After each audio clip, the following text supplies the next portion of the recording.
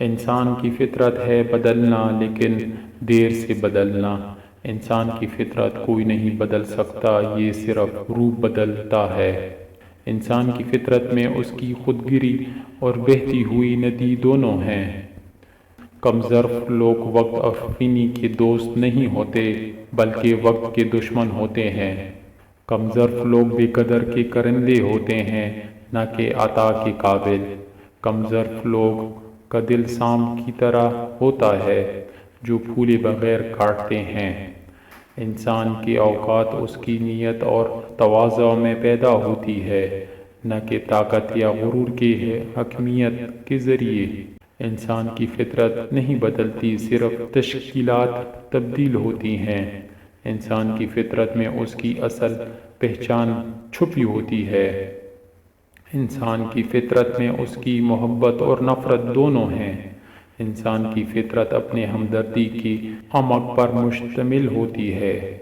انسان کی فطرت ہمیشہ بے تغیر ہے، صرف روح بدلنا ہے۔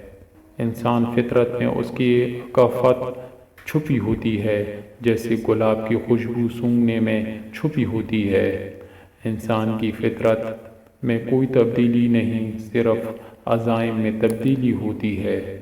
انسان کی پہچان اس کے دوستوں کی انتخاب سے ظاہر ہوتی ہے۔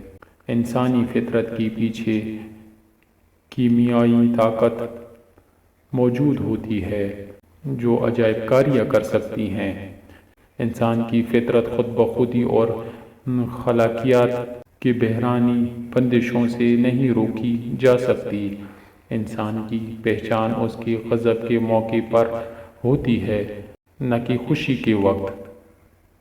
انسان کی اوقات اس کی عملیات کے نتیجے میں پیدا ہوتی ہیں، نہ کہ اس کے دعوے کی سطح پر۔ انسان کی فطرت ہرگز بدلتی نہیں، صرف تجربات بدلتے ہیں۔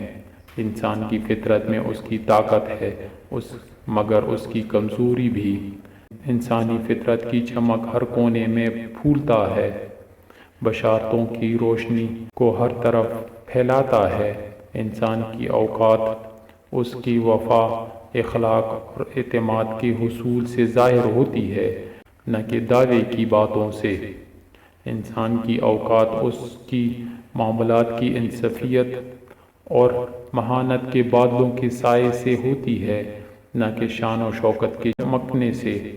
کم ظرفی ان لوگوں کی سب سے بڑی کمی ہوتی ہے جو کسی کا محبت واپس نہیں کر سکتے۔ کم ظرف لوگ اپنی کمیوں کو دوسروں پر تنقید کرنے میں بذریعہ خوش فہمی دیکھتے ہیں۔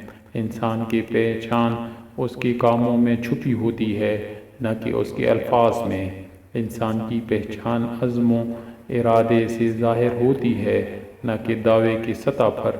انسان کی پہچان شکل و حالات میں ہوتی ہے، جبکہ عافیت کے وقت کوئی بھی بن سکتا ہے۔ انسان کی اوقات اس کی اخلاقیات اور رویے سے ظاہر ہوتی ہیں، نہ کہ دولت یا طبقات کی بناوٹ کے ذریعے۔